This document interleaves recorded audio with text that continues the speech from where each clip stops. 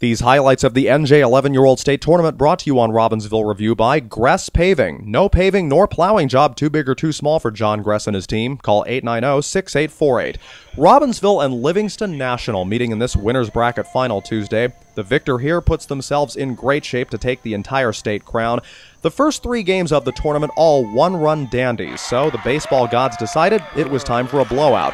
But first, apologies to Tyler Lehman of Robbinsville. Ty, my first camera battery ran out right as you were hitting your three-run homer in the first. So sorry about that, man.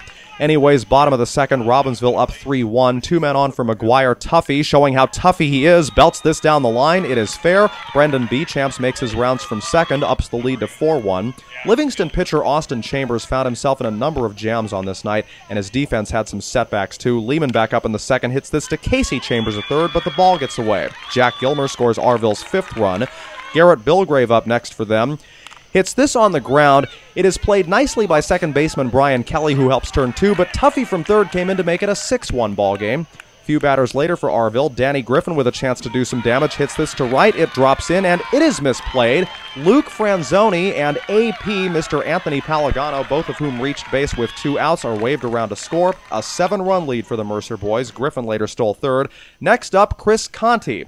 This should be the end of the inning, right? Wrong! The overthrow is Griffin's ticket home, the game turning into a laugher.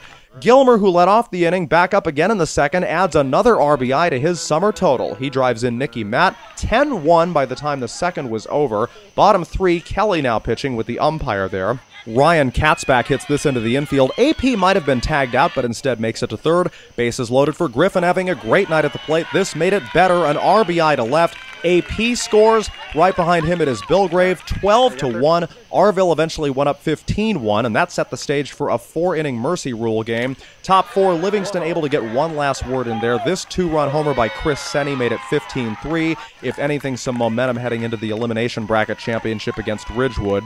Later in the fourth, 2 out, Nicky Matt on pitching. Jake Schechter up, hits this to the outfield, but watch, Bilgrave rifles it to first, and they get him!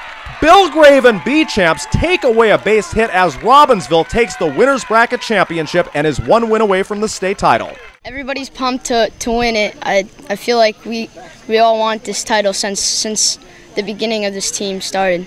It was great to get up there and hit the home run because that it gave us a 2-run lead, and I think we got momentum to keep going throughout the game. It was one of the first times I've been on the mound in a while, so I was really trying to throw strikes. It's good because just trying to do my thing and hit the ball and step in the plate and hit. What are the next 2 days like? Is it practice? Is it enjoyment? What is it really?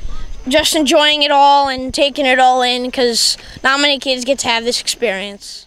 And these highlights also brought to you by the Mercer County Italian-American Festival. Come see it in Mercer County Park the last weekend of September. For Robbinsville Review and OnSceneOnline.com, I'm Mark Fontes.